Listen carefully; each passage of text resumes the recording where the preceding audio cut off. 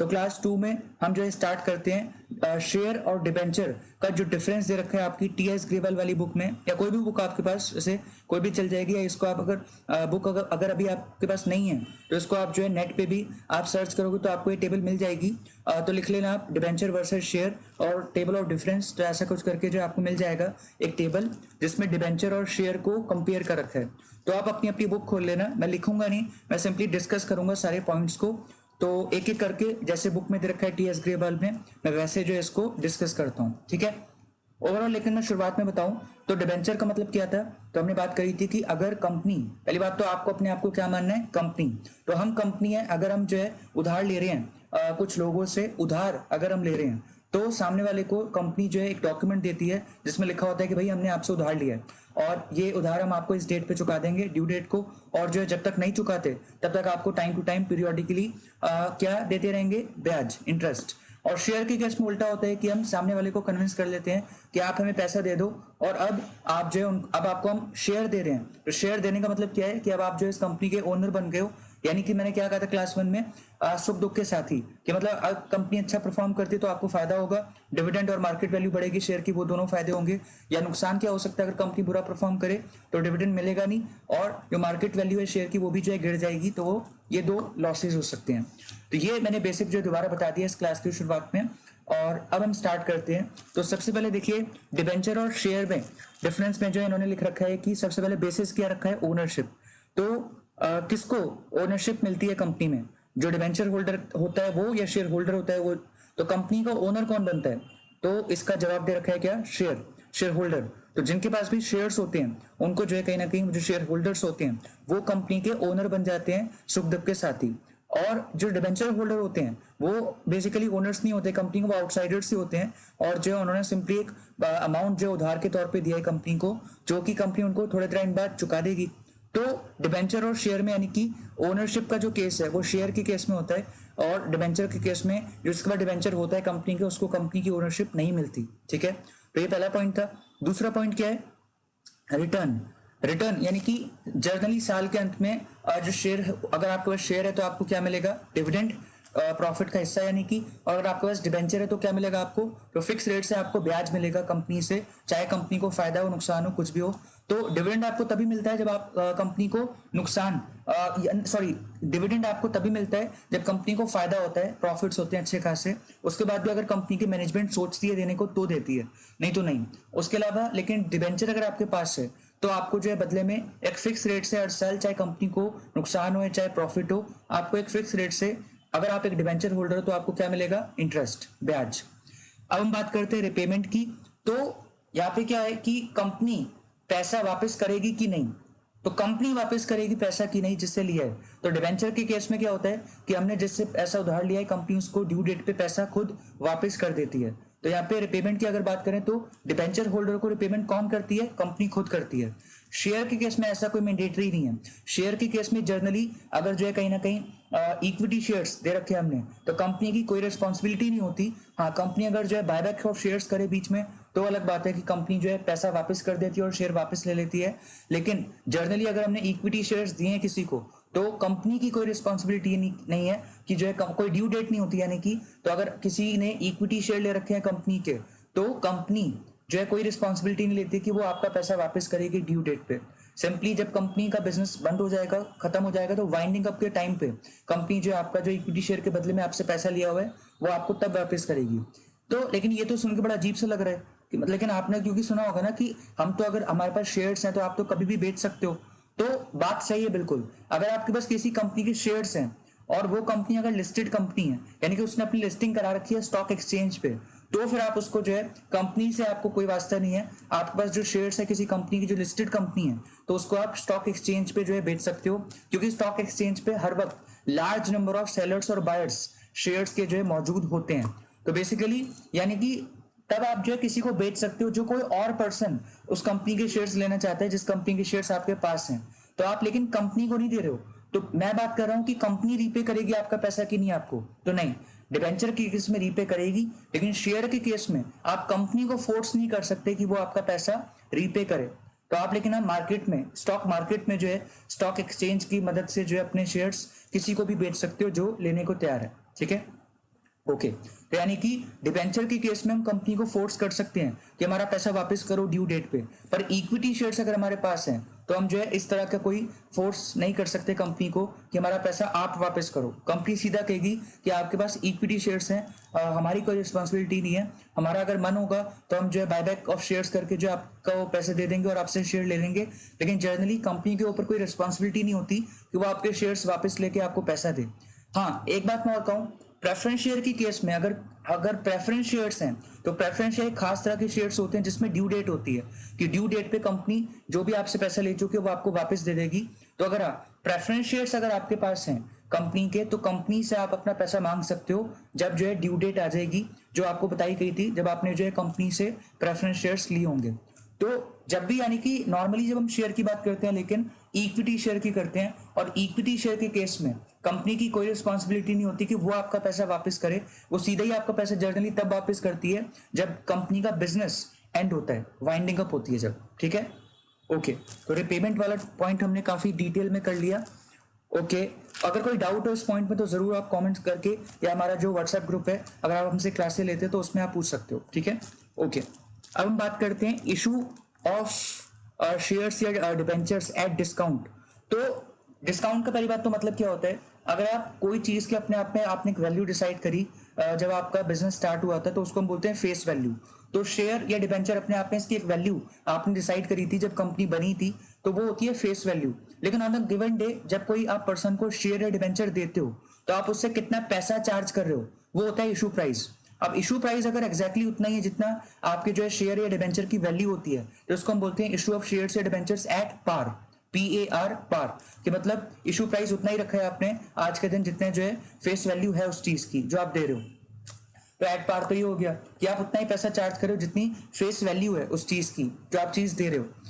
At premium दूसरा case होता है कि यानी कि कंपनी अगर बहुत अच्छी कंपनी है और कंपनी कहीं ना कहीं अपनी जो प्रोडक्ट्स हैं वो ज्यादा भी बेच सकती है क्योंकि उसकी रेपुटेशन है, उसकी गुडविल है, और लोग उसके जो है कोई भी प्रोडक्ट, कोई भी फाइनेंशियल प्रोडक्ट या कोई भी चीज वो बेचती है गुड्स, तो वो लेने को तैयार है ज्यादा प्राइस पे भी, क्योंकि वो लोग इस कंपनी के साथ जुड़ना चाहते हैं किसी तरह से, तो ज्यादा भी अगर पे करना पड़े तो वो कर देते हैं। तो यहाँ पे इस केस में अगर यानी कि कंपनी अगर कोई शेयर या डिबेंचर जो है जितनी उसकी वैल्यू डिसाइड करी थी कंपनी ने जब कंपनी बनी थी, यानी कि फेस वैल्यू क्या है उस शेयर की या उस डिबेंचर की, अगर उससे ज्यादा चार्ज कर रही है कंपनी जो यानी कि ज्यादा पैसा ले रही है सामने वाले से, तो इसको हम बोलते हैं इशू ऑफ शेयर्स या डिबेंचर्स एट प्रीमियम। तो ये प्रीमियम चार्ज कर रही है कंपनी, जिसको ये जो इनकम है कंपनी की अलग से जो एक्स्ट्रा जो अमाउंट उसे मिला है फेस वैल्यू के बियॉन्ड, उसको अपनी इनकम के तौर पर रिकॉर्ड करती है कहाँ पे, सिक्योरिटीज प्रीमियम अकाउंट में। ठीक है, तो चाहे हम इशू ऑफ डिबेंचर्स करें चाहे हम इशू ऑफ शेयर्स करें, अगर एट प्रीमियम कर रहे हैं तो जो प्रीमियम आपको मिलेगा तो वो आपको जो है रखना कहाँ पे है, सेपरेटली अपनी इनकम के तौर पे मान सकते हो आप उसको, लेकिन रखना कहाँ पे किस अकाउंट में, तो सेक्शन 52 कंपनीज एक्ट 2013 का कहता है कि इसको आप क्रेडिट करोगे सिक्योरिटीज प्रीमियम अकाउंट में। ठीक है, अब मैं डिस्काउंट की बात करता हूँ जो कि पॉइंट है। देखिए डिस्काउंट का मतलब क्या होता है कि जो अपने आप में उस चीज की वैल्यू है, जैसे ये स्टाइलस है, इस स्टाइलस की सपोज अपने आप में फेस वैल्यू मैंने शुरुआत से डिसाइड करी थी 10 रुपए, लेकिन अब मेरा जब मैं आज कुछ टाइम बाद जब इसको एक्चुअली बेच रहा हूँ किसी को, तो मेरे को पैसों की जरूरत है किसी भी हाल में, और मेरे जो बिजनेस है उसका वो अच्छा नहीं चल रहा, तो मैं कहीं ना कहीं प्रीमियम तो चार्ज बिल्कुल ही नहीं कर पाऊंगा, क्योंकि मेरे इसी तरह के और प्रोडक्ट्स जो है और भी लोग बेच रहे हैं। तो कोई भी अगर मैं 10 रुपए की चीज के जिसको मैंने 10 रुपए फेस वैल्यू बोला है, अगर इसको 12 में बेचना चाहूँ या 14 में बेचना चाहूँ 18 में बेचना चाहूँ तो मैं नहीं बेच पाऊंगा, क्योंकि मेरे बिजनेस की अभी फाइनेंशियल कंडीशन ठीक नहीं है। एट पार भी नहीं बेच पा रहा मैं, जितना यानी कि इसकी मुझे वैल्यू लगती है मैं उतने पे भी नहीं बेच पा रहा, यानी कि एट पार भी नहीं हो रहा, एट प्रीमियम तो बहुत दूर की बात है। तो जनरली कहीं ना कहीं अगर इस चीज को इसकी जो अपने आप में वैल्यू मेरे हिसाब से जो थी यानी कि 10 रुपए, उससे मुझे कम में बेचना पड़ रहा है, तो इसका मतलब क्या है कि मैं डिस्काउंट दे रहा हूँ। तो इसी को बोलते हैं कि जब आप कोई चीज इशू करते हो यानी कि बेचते हो और बदले में आप चार्ज कितना कर रहे हो, अपने आप में जो इस चीज की वैल्यू है उससे कम चार्ज कर रहे हो, क्योंकि आपको कम भी पैसे मिल गए तो आपका काम चल जाएगा, क्योंकि आपको किसी तरह डेस्परेटली अभी पैसों की जरूरत है, तो तब आप जो है कम में भी बेचने को तैयार हो जाते हो। तो इसको मैं सपोज मैं 7 रुपए में बेचूं तो डिस्काउंट मैंने कितना दिया, तो 10 रुपए की चीज मेरे हिसाब से थी, यानी कि नॉर्मली इसकी वैल्यू जो थी शुरुआत से जब मैंने सोचा था कि इसको मैं बेचूंगा 10 में, जब मैंने एक तरह से जब अपने पास इसको लिया था, तो इसको मान लो आप ये फेस वैल्यू है इसकी 10 रुपए, तो यानी कि जर्नली इसकी वैल्यू 10 रुपए लगनी चाहिए थी, लेकिन आज क्योंकि मेरा बिजनेस अच्छी कंडीशन में नहीं है और मेरे कॉम्पिटिटर बहुत सारे हैं, तो कहीं ना कहीं 10 में 12 में वो बेच पा रहे हैं क्योंकि उनकी अच्छी कंडीशन चल रही है, लेकिन अभी मुझे किसी तरह पैसों की जरूरत है तो मैं उसको 60 में बेच रहा हूँ, तो मैंने कितना डिस्काउंट दिया, 3 रुपए का। तो बस ये ध्यान रखना कि ना इशू ऑफ शेयर्स डिस्काउंट पे अलाउड नहीं है। और एक तरह से इसको आप ऐसे मानो कि आप किसी को भी शेयर्स दे रहे हो तो आप जो है कम से कम एट पार या एट प्रीमियम वाला केस ही फॉलो करोगे आप, यानी कि जो फेस वैल्यू है शेयर्स की उससे कम इशू प्राइस नहीं रखोगे, यानी कि उससे कम चार्ज नहीं करोगे आप लोगों से। क्योंकि कहीं ना कहीं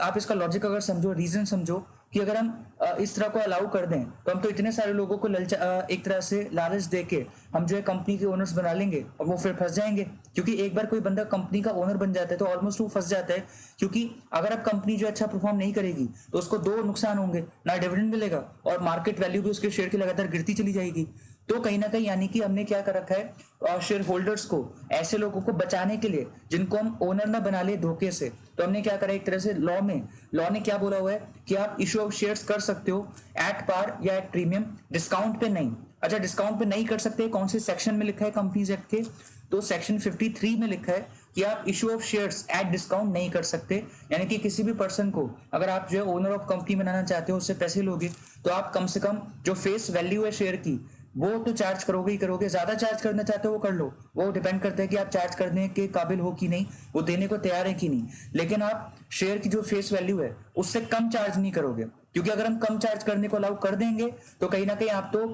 10 रुपए का शेयर है लेकिन सामने वाले को बोलोगे बस 2 रुपए दे दो और शेयर ले लो 10 रुपए का, तो आप ऐसे करके बहुत सारे लोगों को धोखे से जो है शेयर होल्डर तो बना लोगे बाद में, लेकिन वो लोग सारे फंस जाएंगे। और क्योंकि जो उनका अल्टीमेटली मार्केट वैल्यू उन शेयर्स की बहुत कम रह जाएगी, जीरो पे भी आ सकती है, जीरो के आसपास। तो बेसिकली यानी कि हम स्पेशल प्रोटेक्शन प्रोवाइड कर रहे हैं उन लोगों को जो शेयर होल्डर बनना चाहते हैं कंपनी के, तो उनको हम चाहते हैं कि अच्छी कंपनी में वो जो है ओनर्स बने, शेयर होल्डर्स बने, यानी कि तो हमने जो है कंपनी को क्या रखा है कि अगर आप कम से कम फेस वैल्यू चार्ज कर पा रहे हो या ज्यादा चार्ज कर पाते हो, यानी कि आप अच्छी कंपनी हो। अगर आप उतना भी चार्ज नहीं कर पा रहे हो और डिस्काउंट देने की नौबत आपको लग रही है तो वो हम आपको अलाउ नहीं करेंगे, क्योंकि ये शो कर रहा है कि आप अच्छी कंपनी नहीं हो। लेकिन इशू ऑफ डिबेंचर्स जो होता है उसमें क्या है, सामने वाला रिस्क पे नहीं है, क्योंकि जो आप अगर सपोज जो है एक 10 रुपए की वैल्यू का डिबेंचर दोगे आप सामने वाले को और उससे आप 5 रुपए ही ले रहे हो, तो एक तरह से आप अपना ही नुकसान कर रहे हो। क्यों? क्योंकि डिबेंचर के केस पे ड्यू डेट होती है और ड्यू डेट पे जनरली आपको फेस वैल्यू वापस करनी होती है। तो आपने जितने पैसे लिए उतने नहीं, आपको जो फेस वैल्यू जो आपने जो डिबेंचर जो दिया है जिस फेस वैल्यू का, वो आप जो है जब ड्यू डेट आएगी तो वो जो फेस वैल्यू उस चीज की वो आपको रीपे करनी होती है। ये मैटर नहीं करता कि आपने इशू करते वक्त डिबेंचर को कितने पैसे लिए थे। तो यानी कि यहाँ पे हमने जो आपके हाथ में छोड़ दिया कि अगर आप खुद ही अपने पैर पे कुल्हाड़ी मारना चाहते हो तो आप मार लो। यानी कि इशू ऑफ डिबेंचर्स अगर आप डिस्काउंट पे करना चाहते हो कि मतलब आप 10 रुपए का डिबेंचर दे रहे हो, 10 रुपए की फेस वैल्यू वाला डिबेंचर दे रहे हो, लेकिन आप 4 रुपए 5 रुपए चार्ज कर रहे हो, यानी कि डिस्काउंट दे रहे हो, बाकी एक तरह से 10 रुपए की चीज 5 रुपए में दे रहे हो, क्योंकि आप उनसे 5 रुपए ले रहे हो और 10 रुपए की चीज दे रहे हो। यहाँ पे नुकसान आपका क्या होगा, एक आपको ड्यू डेट जब आएगी तो आपको फेस वैल्यू ऑफ डिबेंचर जो है वो वापस करनी होती है, उससे कम नहीं। तो आपको बाय डिफॉल्ट यानी कि क्या वापस करना होता है, फेस वैल्यू। तो यानी कि आपको मिले तो कितने रुपए, 5 रुपए, लेकिन आपको वापस तो कितने करने पड़ेंगे रिडेम्पशन के वक्त, यानी कि ड्यू डेट पे हमें वापस करने पड़ेंगे फेस वैल्यू यानी कि 10 रुपए। तो ये नुकसान अगर कंपनी करने को तैयार है तो वो करे, हमें क्या है। तो बेसिकली यानी कि हमने अलाउ कर रखा है इशू ऑफ डिबेंचर्स, आप एट पार एट प्रीमियम तो कर ही सकते हो, यानी कि जितने रुपए का डिबेंचर है उतना आप चार्ज करना चाहते हो उतना चार्ज करो, उससे कम भी अगर चार्ज करना चाहते हो तो आपका ही नुकसान है। अगर वो नुकसान अगर आप करना चाहते हो अपना तो आप जो है कर लो। तो यानी कि इशू ऑफ डिबेंचर्स डिस्काउंट पे जो है हमने अलाउ कर रखा है, यानी कि आप जो फेस वैल्यू डिबेंचर है जो आप बेच रहे हो, दे रहे हो सामने वाले को और बदले में उससे पैसे ले रहे हो उधार के तौर पे, तो वो अगर आप कम पैसे लेना चाहते हो उधार के तौर पे, लेकिन चीज जो वैल्यू ऑफ चीज दे रहे हो, वैल्यू ऑफ डिबेंचर जो दे रहे हो वो ज्यादा है, तो आप खुद ही अपना नुकसान कर रहे हो, क्योंकि आपको ड्यू डेट पे जो फेस वैल्यू ऑफ डिबेंचर होती है वो रीपे करनी पड़ेगी। तो पैसे आपने कम लिए, रिपेमेंट आपको ज्यादा अमाउंट करना पड़ेगा, तो इसलिए आप अपना नुकसान कर रहे हो। अगर करना चाहते हो तो हम आपको अलाउ कर रहे हैं कि आप कर सकते हो। तो issue of debentures at discount allowed होता है, ठीक है। Issue of shares at discount हमने जो है लोगों को बचाने के लिए, जो धोखे से ओनर ना बन जाए कंपनी के और बाद में फंस ना जाए, तो हमने मना कर रखा है कंपनी को कि आप issue of shares at discount जो है नहीं कर सकते, यानी कि फेस वैल्यू ऑफ शेयर से नीचे आप चार्ज नहीं कर सकते। कम से कम आप जो है फेस वैल्यू ऑफ शेयर तो चार्ज करोगे ही करोगे। डिबेंचर के केस में आप चाहे जितना मर्जी डिस्काउंट भी अगर देना चाहो तो वो दे सकते हो, ठीक है। तो शेयर्स के केस में जो है दो केस होते हैं, issue of shares at par, issue of shares at premium. लेकिन डिबेंचर के केस में तीनों केस पॉसिबल है, issue of debentures at par, at premium and at discount. ठीक है,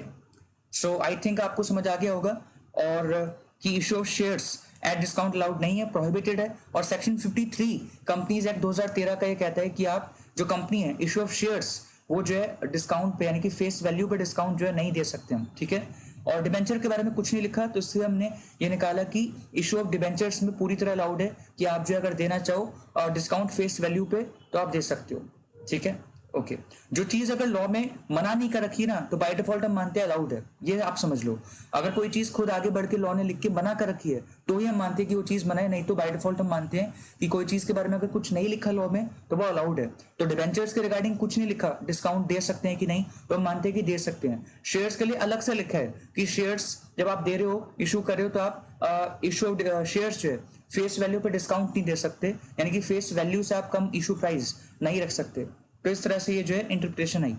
अब हम अगला पॉइंट करते हैं, सिक्योरिटी क्रिएट करना कहाँ मैंडेटरी होता है। तो जर्नली यानी कि सिक्योरिटी गिरवी रखना अपने एसेट्स को कहाँ पे होता है, तो जब आप बेसिकली शेयर इशू कर रहे हो तो वो बंदा ओनर ही है, तो उसको पहले ही पता है, वो बंदा भी समझदार है कि वो शेयर ले रहा है कंपनी का, तो इसका मतलब है वो ओनर बन रहा है, तो कहीं ना कहीं यानी कि वो तैयार है ना रिस्क बियर करने को। तो वहां पे आपको अपने जो कंपनी के एसेट्स हैं वहां पे कुछ भी कोई गिरवी रखने की कोई जरूरत नहीं होती, क्योंकि सामने वाला बंदा आपके सुख दुख का साथी बन रहा है, और अगर दुख आया तो उसको पहले ही पता है कि उसको भी दुख के घड़ी में जो एक तरह से साथ निभाना पड़ेगा। तो लेकिन डिवेंचर के केस में तो सिंपली एक आउटसाइडर है जिसके पास कुछ एक्स्ट्रा पैसे हैं तो वो आपको देना चाहता है, तो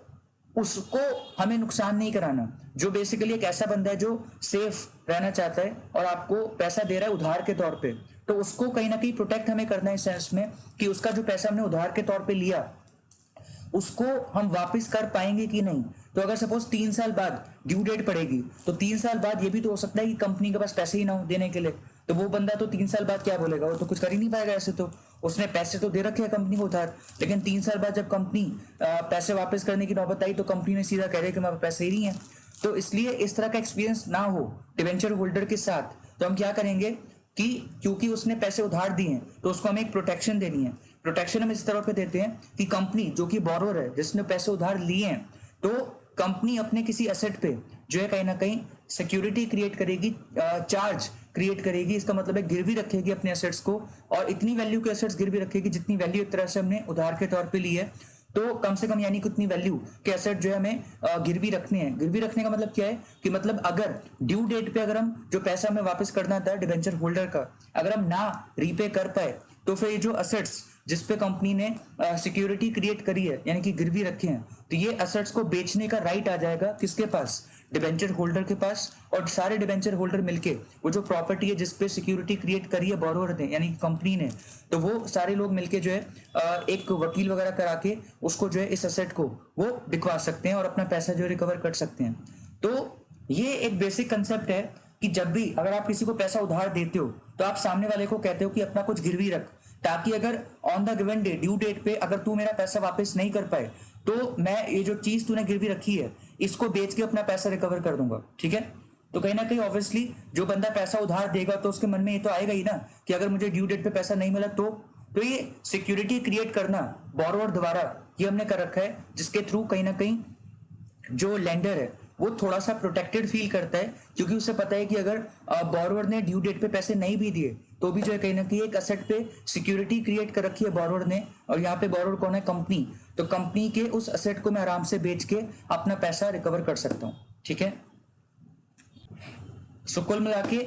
शेयर्स जब आप इशू करते हो तो कंपनी को सिक्योरिटी क्रिएट नहीं करनी पड़ती, क्योंकि वो बंदा सुख दुख का साथी बन रहा है, और यानी कि वो उसको पहले ही पता है और वो खुद ही रिस्क ले रहा है कंपनी के सुख दुख का साथी बनने में, तो जो है ठीक है। और लेकिन जो डिवेंचर होल्डर है उसके लिए हम कहीं ना कहीं जो कंपनी है जो बोरोवर है वो जो है अपने किसी एसेट पे जो है सिक्योरिटी क्रिएट करती है, ताकि जो डिवेंचर होल्डर है जो यानी कि लेंडर है जिसने पैसे उधार दिए कंपनी को वो प्रोटेक्टेड फील करे। ठीक है, वो सेफ फील करे कि उसका पैसा जो है जो प्रिंसिपल अमाउंट उसका है वो सेफ है और उसको मिल जाएगा। ओके,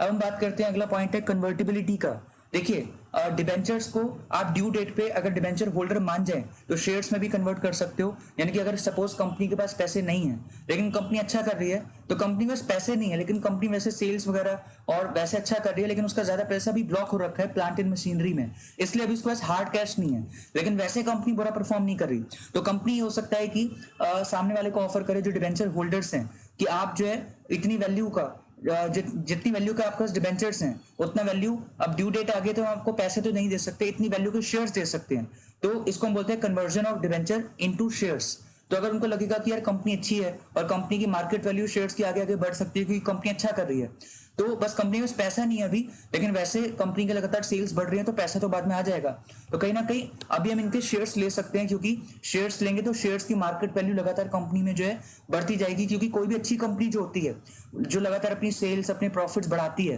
तो कहीं ना कहीं और नंबर ऑफ एम्प्लॉइज उसके यहाँ पे बढ़ रहे हैं, तो मतलब वो अपना काम बढ़ा रही है, एक्सपेंड कर रही है, तो उसके शेयर्स लेने में कोई आनाकानी नहीं करता है, जनरली लोग ले लेते हैं। तो इनको हम ये कर सकते हैं कि इनके डिबेंचर लेके इनको उतनी वैल्यू के शेयर्स दे सकते हैं। तो यानी कि डिबेंचर्स को आप कन्वर्ट कर सकते हो शेयर्स में, ठीक है।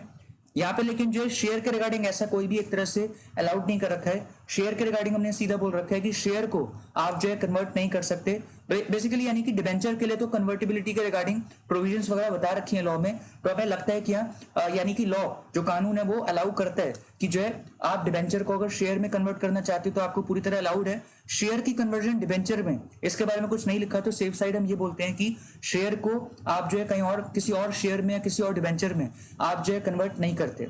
ठीक है। लेकिन डिबेंचर्स को शेयर्स में कन्वर्ट करना पूरी तरह अलाउड है अगर डिबेंचर होल्डर ड्यू डेट पे मान जाए, ठीक है। ओके, तो शेयर को किसी और चीज में कन्वर्ट नहीं कर सकते, लेकिन डिबेंचर को शेयर्स में हम कन्वर्ट कर सकते हैं। ओके, अब हम बात करते हैं वोटिंग राइट कहाँ मिलता है। देखिए, जब आप शेयर लेते हो तो आप ओनर बन गए सुख दुख के साथी, तो ऑब्वियसली जब आप इतना रिस्क ले रहे हो तो आपको राइट्स भी सारे मिलेंगे ओनर वाले। तो basically voting right time to time जो भी मीटिंग्स होती हैं जिसमें बड़े फैसले लिए जाते हैं, तो उसमें सारे ओनर्स को बुलाया जाता है, चाहे जिसके पास 1 शेयर हो, चाहे जिसके पास 2 करोड़ शेयर्स हो, कितने भी शेयर्स हो, अगर एक भी शेयर आपके पास है तो आप एलिजिबल हो जाते हो कि कंपनी की जो भी मीटिंग्स होंगी मेंबर्स यानी कि ओनर्स की, शेयर होल्डर्स की, तो उसमें आपको जो इन्विटेशन आएगा आपकी मेल पे और आप जो है जाना चाहो तो आप जा सकते हो। और वहां पे जो है वोटिंग राइट भी आपको मिलता है कि वहां पे जो कंपनी की मैनेजमेंट होती है, जो डायरेक्टर्स होते हैं, यानी कि वो आपसे एक एक करके कुछ सवाल पूछते हैं कि ये करना चाहिए कि नहीं, तो वहां पे आपको भी राइट मिलता है हाथ खड़ा करके या फिर अलग अलग तरीके से आपको जो यानी कि वोट देने का आपको राइट मिलता है। तो यानी कि वोटिंग राइट अगर आप शेयर होल्डर हो तो आपको मिलता है, लेकिन अगर आपके पास डिबेंचर है, यानी कि अगर आप डिबेंचर होल्डर हो तो आप सिंपली ओनर तो हो ही नहीं, आपको तो सिंपली बस आपको टाइम टू टाइम हम आपको इंटरेस्ट देंगे और उसके अलावा ड्यू डेट पे आपका प्रिंसिपल अमाउंट रीपे कर देंगे, तो आपको और कोई राइट नहीं मिलता। तो यहाँ पे डिबेंचर होल्डर को, यानी कि डिबेंचर जो होल्ड कर रहा है उस पर आपको वोटिंग राइट नहीं मिलता। शेयर अगर आप होल्ड कर रहे हो तो आपको वोटिंग राइट मिलता है, ठीक है। ओके, अब अगली बात करते हैं हम रिस्क ज्यादा किस में है, शेयर होल्ड करने में या डिबेंचर होल्ड करने में। तो ऑब्वियसली मैंने कई बार बता दिया है, डिबेंचर होल्ड करने में कोई रिस्क नहीं है, क्योंकि आपको पता है कि आपका प्रिंसिपल अमाउंट थोड़े टाइम के बाद आपने उधारी तो दिया है कंपनी को, कंपनी आपको वापस कर देगी, नहीं कर पाएगी तो आप असेट्स पे सिक्योरिटी क्रिएट कर रखी है कंपनी ने, वो बिकवा दोगे आप और पैसे वहां से रिकवर हो जाएंगे। और टाइम टू टाइम आपको इनकम क्या होगी, जो आपको ब्याज मिलता रहेगा वो आपकी इनकम है टाइम टू टाइम, जो हर साल के अंत में आपको मिलेगा। तो ज्यादा कोई भी रिस्क नहीं है एक तरह से डिबेंचर अगर आप होल्ड कर रहे हो, यानी कि अगर आपने कंपनी को उधार दिया है तो आप बिल्कुल भी यानी कि रिस्की पोजीशन में नहीं हो। लेकिन हाँ, अगर आपने कंपनी के शेयर्स लिए हैं तो आप रिस्क कहीं ना कहीं बियर करोगे। अगर कंपनी जो अच्छा परफॉर्म नहीं करेगी तो अच्छा परफॉर्म नहीं करेगी कंपनी, तो आपको डिविडेंड भी नहीं मिलेगा, यानी कि प्रॉफिट बहुत कम है, प्रॉफिट है ही नहीं, लॉसेज हैं, तो आपको कुछ भी नहीं मिलेगा साल के अंत में। और साथ में क्योंकि कंपनी की हालत पतली है तो कहीं ना कहीं जो आपके शेयर्स की मार्केट वैल्यू भी है वो कहीं ना कहीं नीचे ही जा सकती है, जिसकी वजह से जब भी आप शेयर्स को बेचोगे मार्केट में तो आपका लॉस होगा, क्योंकि आपके जो शेयर्स है वो कम में बिकेंगे एज कम्पेयर टू जितने प्राइस पे आपने लिए थे, ठीक है। तो बेसिकली रिस्क ज्यादा जो है शेयर के केस में होता है और रिस्क कम होता है डिबेंचर के केस में, ठीक है। ओके, और लास्ट है कि अगर सपोज कंपनी बीच में बंद होने वाली मतलब कंपनी बीच में जो है एक तरह से वाइंडिंग अप में चली गई कि कंपनी जो है उसका बिजनेस बिल्कुल ही खस्ता हो गया है और वो अपने आप को बंद कर रही है किसी भी वजह से, तो पहले रीपेमेंट किसकी होगी। तो देखिए, डिबेंचर होल्डर्स जो है आउटसाइडर्स हैं, जो शेयर होल्डर्स हैं वो कंपनी के ओनर्स हैं सुख दुख के साथी, तो ऑब्वियसली जो आउटसाइडर्स हैं पूरी तरह उनको हम पहले पे करेंगे, उनका जो पैसा जो है कंपनी में रखा हुआ है। तो बेसिकली अगर बीच में कंपनी के बंद होने की नौबत आ जाती है, यानी कि कंपनी की वाइंडिंग अप प्रोसेस स्टार्ट हो जाता है, तो आप पहले पेमेंट करते हो उन लोगों को जिनसे आपने उधार ले रखा है, यानी कि जिन लोगों के पास डिबेंचर्स है कंपनी के, उनकी रिपेमेंट जो है कहीं ना कहीं पहले होगी, तो कंपनी उनको पहले पैसा वापस करेगी, क्योंकि वो लोग प्योर आउटसाइडर्स हैं, उनका कोई सुख दुख का कोई लेना देना नहीं कंपनी के साथ, उनको तो अपना पैसा चाहिए, तो वो आप उनको पैसा उनका दे दोगे, ठीक है। उसके बाद अगर पैसा बचा तो फिर शेयर होल्डर्स को यानी कि ओनर्स को पैसा मिलता है, नहीं तो अगर पैसा नहीं बचा तो यही तो रिस्क था शेयर्स लेने का, कि अगर पैसा नहीं बचता और सारा पैसा कंज्यूम हो जाता है आउटसाइडर्स को ही देने में, तो कहीं ना कहीं शेयर होल्डर्स को यानी कि ओनर्स ऑफ द कंपनी को कुछ भी नहीं मिलेगा। तो यानी कि अगर कंपनी बीच में बंद होने की नौबत आ जाती है तो पहले पैसा आउटसाइडर्स का पे करते हैं, और आउटसाइडर कौन है? जो डिबेंचर होल्ड कर रहा है, और जो शेयर होल्ड करे वो तो ओनर्स है कंपनी के, तो उनको हम पैसा तभी देते हैं अगर लास्ट में बचता है। सारे आउटसाइडर्स को पेमेंट करने के बाद अगर पैसा बचता है तो हम थोड़ा थोड़ा पैसा वापस करते हैं, पैसा नहीं बचा तो फिर कुछ भी नहीं मिलता शेयर होल्डर को वाइंडिंग अप के टाइम पे, ठीक है। ओके, तो आई होप कि आपको जो है मैं काफी डिटेल में डिस्कस कर रहा हूं। अगर मैं आपको लग रहा है जल्दी जल्दी बोल रहा हूं तो प्लीज 0.75x पे देख लेना, और या फिर जो है बार बार रिवाइंड करके एक बार सुन लेना उन टॉपिक्स को जो मैं थोड़ा सा आपको जो टेक्निकल लग रहे हैं। बाकी लेकिन हाँ, ये मैं जितना हो सके इजी तरीके से समझाने की कोशिश कर रहा हूँ, ताकि जो आपको पॉइंट्स ज्यादा है लेकिन फिर भी मैं हर पॉइंट पे जितना टाइम डिवोट करना चाहिए उतना टाइम डिवोट कर रहा हूँ, पर फिर भी आप अपने अकॉर्डिंगली स्पीड जो है घटा बढ़ा लेना, ठीक है। ओके, और कोई भी पॉइंट, अगर ये जो 9 पॉइंट हमने डिस्कस किए, कोई भी पॉइंट अगर आपको नहीं समझ आए हो तो आप जो हमारे जो ग्रुप है, जो पर्सनल चैट है व्हाट्सएप पे, उस पर अपना जो डाउट भेज देना, या अगर आप यूट्यूब पे नॉर्मली ये वीडियो देख रहे हैं तो आप कमेंट सेक्शन में अपना डाउट बताना, और हम आपको जो है हेल्प करेंगे, आपका जो डाउट है वो सॉल्व करेंगे हम, और जल्द से जल्द, ठीक है। अब हम बात करते हैं, एक और टेबल दे रखी है, difference between share holder and debenture holder. जल्दी जल्दी कंप्लीट कराता हूँ, ध्यान से सुनना, तो देखते रहना बुक। तो पहला है स्टेटस। तो शेयर होल्डर ओनर होता है कंपनी का, और डिबेंचर होल्डर सिंपली लेंडर होता है, यानी कि जिसने कंपनी को सिंपली उधार दिया है, ठीक है। वो debenture holder owner of the company नहीं होता। अच्छा, शेयर होल्डर के और भी नाम है, share holder of the company को आप मेंबर ऑफ द कंपनी या ओनर ऑफ द कंपनी भी बोल सकते हो, ठीक है। कहीं लिख लेना अगर जो भी बातें आपको इंटरेस्टिंग लग रही हैं या जो आपको लगता है कि इंपॉर्टेंट है या बुक में आपको शायद ना दिखें, तो वो आप जो अपने हिसाब से हिंदी इंग्लिश में जैसे भी है अपने नोट्स में साथ साथ लिखते रहना, बीच बीच में वीडियो को पॉज करके, ठीक है। अगला पॉइंट लिखा है कि रिटर्न, शेयर होल्डर को रिटर्न मिलता है डिविडेंड की फॉर्म में, यानी कि प्रॉफिट का हिस्सा, और जो कि मिल सकता है या शायद ना भी मिले। और डिबेंचर होल्डर को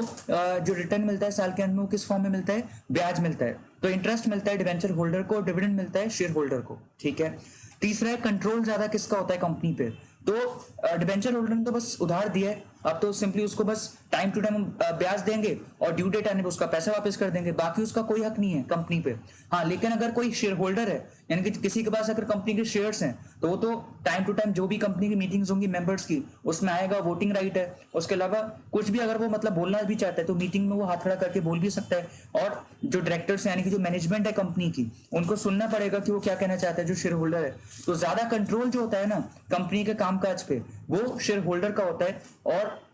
लेकिन जो डिबेंचर होल्डर होता है उसको बस सिर्फ अपने पैसे से मतलब होता है कि उसको ड्यू डेट पे अपना प्रिंसिपल अमाउंट मिल जाएगा और टाइम टू टाइम उसको इंटरेस्ट मिल जाएगा। तो डिबेंचर होल्डर का ज्यादा कंट्रोल नहीं होता कंपनी के कामकाज पे, ठीक है। ओके,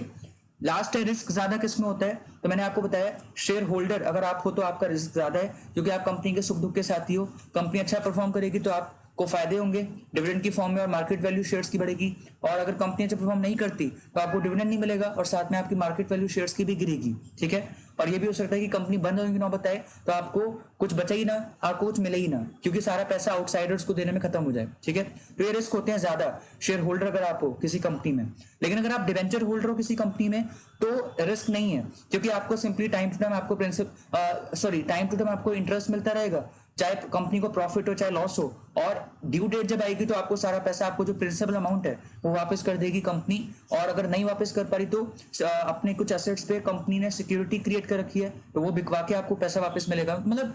कहीं ना कहीं डिबेंचर होल्डर जो है वो ज्यादा सेफ फील करता है।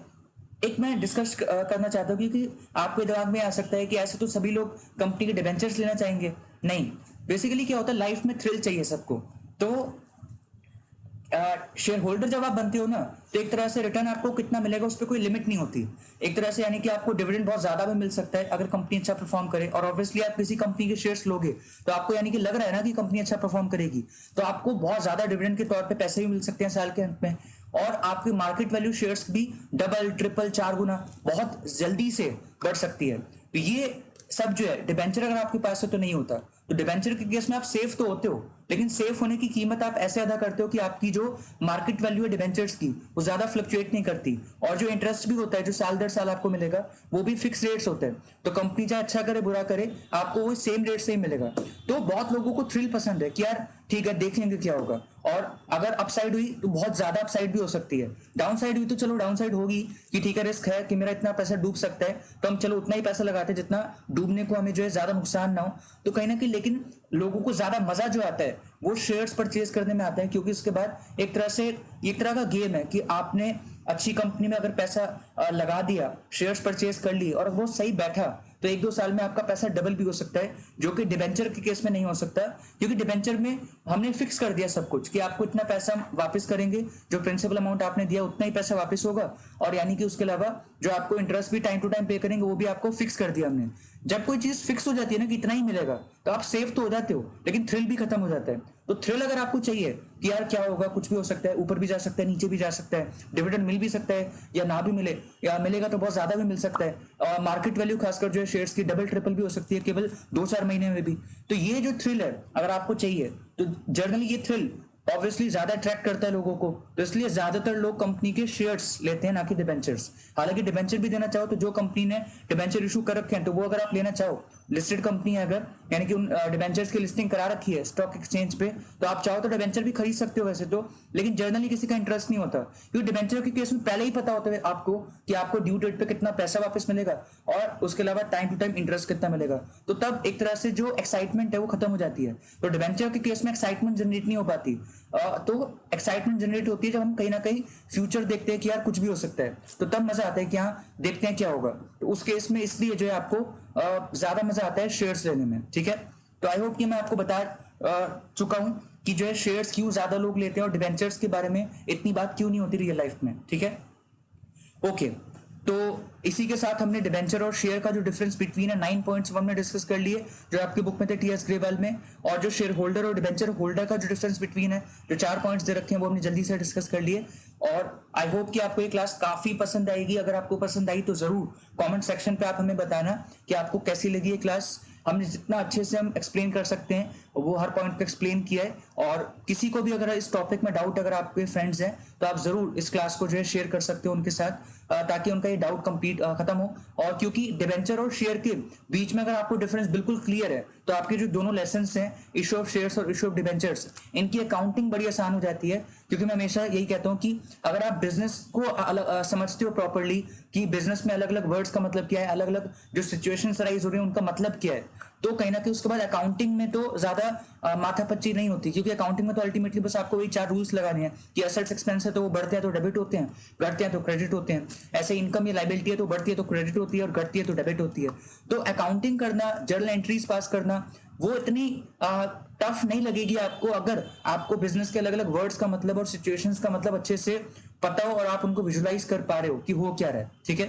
तो ये क्लास 1 में हमने बात करी मीनिंग ऑफ डिबेंचर की काफी डिटेल में, और शेयर के साथ कंपेयर भी कर लिया था। और यहाँ पे इस क्लास में हमने डिबेंचर और शेयर को काफी डिटेल में पॉइंट बाय पॉइंट जो आपकी बुक में जितने भी पॉइंट्स दे रखे हैं उनको डिस्कस कर लिया, ताकि अगर लॉन्ग क्वेश्चन भी आए तो भी आप जो है इजीली अटेम्प्ट कर पाओ और फुल में से फुल ला सको। और उसके अलावा वैसे भी एक जर्नल अंडरस्टैंडिंग के तौर पे भी आपको पता होना चाहिए कि डिबेंचर और शेयर में फर्क क्यों है, मतलब फर्क क्या है, और उसके अलावा शेयर्स की इतनी बात क्यों होती है और डिबेंचर की इतनी बात क्यों नहीं होती। तो ये सारी बातें हमने डिस्कस करी।